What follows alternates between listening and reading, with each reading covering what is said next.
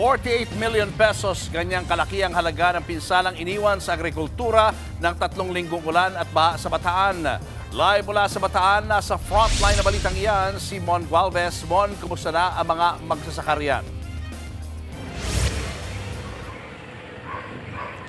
Julius, binalikan namin itong barangay Almacen dito sa bayan ng Hermosa na siyang pinakamalalim na lugar kung saan nakaranas ang baha matapos nga itong halos 3 linggong pag-uulan. Pero ngayon, nakapasok na kami mismo sa loob ng barangay nang hindi na sumasakay ng bangka. At itong nasa likuran ko na nakikita ninyo mga kapatid, Julius, nadadaanan na siya halos ng tricycle at kahit papano, naglalakad na lamang din ang mga residente pero ito aabot pa rin hanggang tuhod na taas ng baha lalo sa bandang gitna. Nasa around 150 meters itong kahabaan na yan ng kalsada na ang problema, ito pa naman yung pinakapasukan ng naturang barangay. So bago ka pumasok sa barangay, talagang mababasa ka muna at bababad ulit ang iyong paa sa hanggang tuhod na baha. Pero kahit papano, unti-unti na raw talagang humuhupa ang baha matapos masilayan din talaga ang sikat ng araw sa buong maghapon. Ang problema, kasabay nga ng paghupa ng baha, ang pagtambad naman ng napakarami pang pinsala lalo sa agrikultura.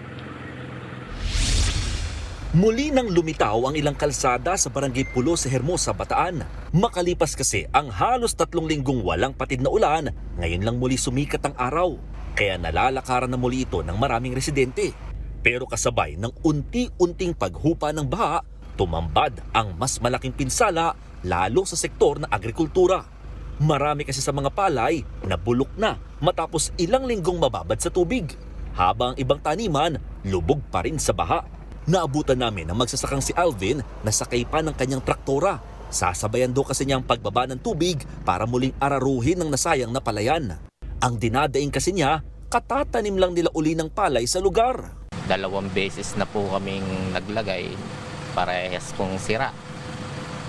Sa kagaya ko po ng magsasaka, napakahirap po dahil unang-una mataas po yung konsumo.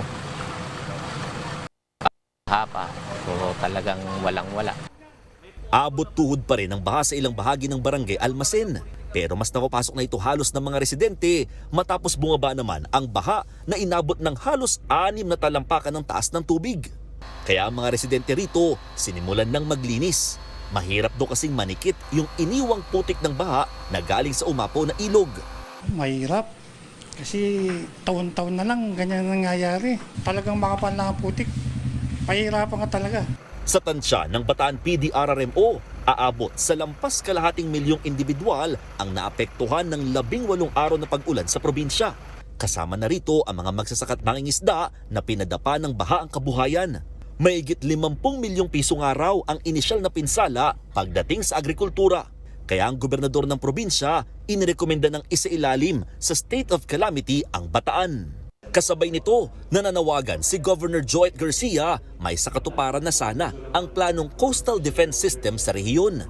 May haba itong 54 kilometers na kahit papano'y kokontrol sa tubig tuwing high tide para sa mga coastal towns mula Bulacan, Pampanga hanggang Bataan.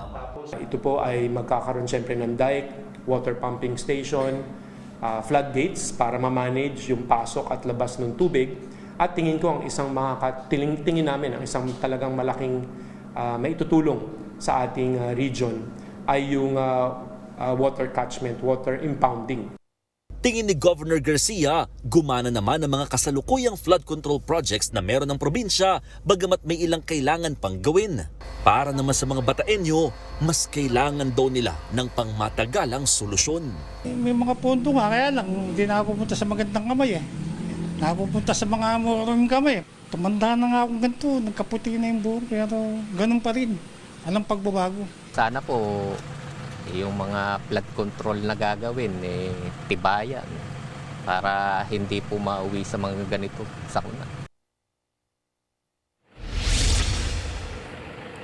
Julius, ngayong alas 6 ng gabi, formal na at opisyal na isinailalim sa state of calamity ang buong probinsya ng Bataan matapos aprubahan ng sangguniang panlalawigan. Mabalik tayo dito sa kalsada, dito nga sa Barangay Almacen. Sabi ng mga residente kung magtutuloy-tuloy daw na hindi na talaga uulan, kagaya ngayong araw na buong araw talagang sumikat ang araw, posibleng oras na lamang daw bibilangin at huhupa na rin at bababa itong baha dito sa area. Julius. Maraming salamat, Mon Gualvez. Hindi lang sa matinding pag-ulan sinisi ang pagbaha sa ilang bayan ng Zambales, pati na rin sa irresponsableng quarrying. Live mula sa Botolan, Zambales, nasa frontline ng balitang yan, si Mobile Journal Arles de los Santos. Arles, ilang diki ba ang nasira dyan at bakit ang lala ng baha?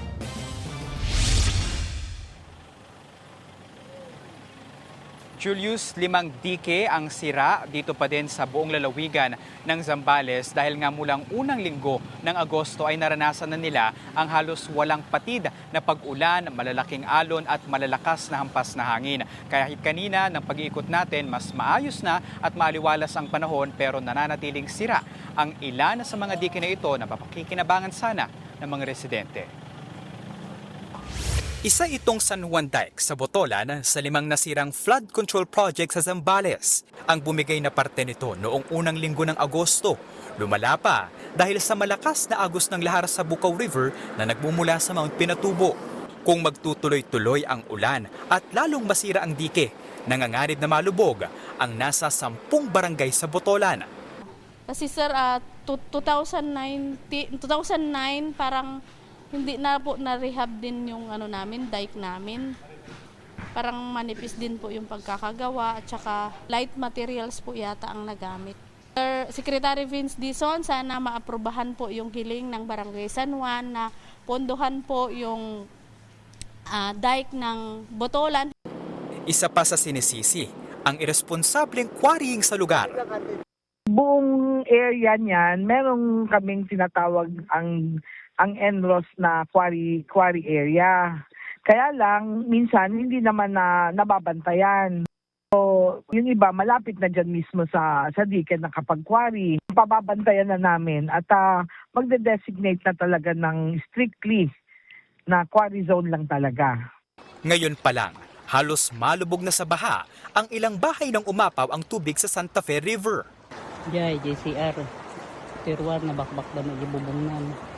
Ang tubig may kasamang buhangin, kaya ang mga bahay raw sa di kalayuan hindi na makita sa taas ng baha. Nitong nakaraang araw, ilang residente ang sumakay sa backhoe para makatawid sa rumaragasang tubig.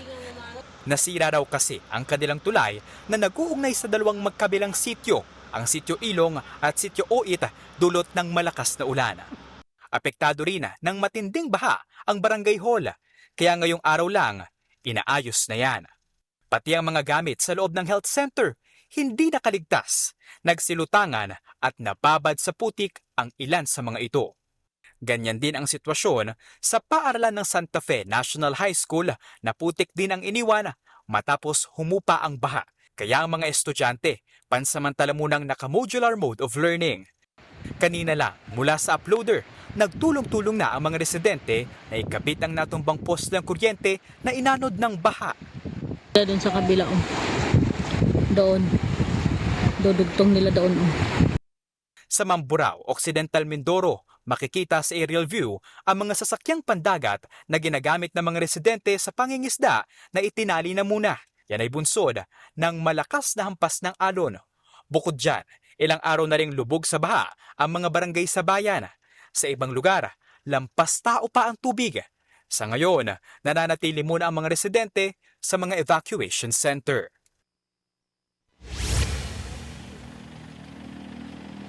Julius, balik tayo doon sa halos nalubog na nga ng mga bahayan sa Santa Fe sa San Marcelino sa Zambales. Ayon sa San Marcelino Local Government Unit, ay nasa 600 hanggang 700 ng mga pamilya ang sa ngayon ay apektado ng mga buhangin at pagbaha na nararanasan sa lugar. Tinanong natin sa lokal na pamahalaan kung ano nga ba yung long-term solution na pwede sana nilang gawin dahil halos taon-taon daw ay talagang naapektuhan at nararanasan nila itong malakas na agos ng ilog sa Santa Fe River at yung mga pagbaha. Sa ngayon, ang plano raw sana nila ay magkaroon ng permanent evacuation sa mga residente doon pero meron silang 2 problema. Una, ang pondo na pagkukunan nito at ang pangalawa ay kung saan nila permanenteng ililipat ang mga residente. Tinanong din natin kung kailan sila magdadala ng mga relief goods sa lugar at ang sabi, sa Sabado pa raw yan. Yan muna ang latest mula rito. Balik sa iyo, Julius. Maraming salamat, Mobile Journal Arles de los Santos. Naghatid ng relief packs ang Alagang Kapatid Foundation sa mga binahang residente sa Apalit, Pampanga. May dala ring vitamins ang Alagang Kapatid para sa mga nakatira sa barangay Sulipan. Halos isang buwan bago raw humupa ang baha, kaya ilang lugar doon ang kailangan pang bangkain. Hindi rin naging hadlang ang mataas na tubig para tulungan ang mga residente sa barangay Kapitangan sa Paumbong, Bulacan. Kabilang po sila sa mga nakatanggap ng ating relief operations. Katuwang ng Alagang Kapatid, ang Paumbong LGU.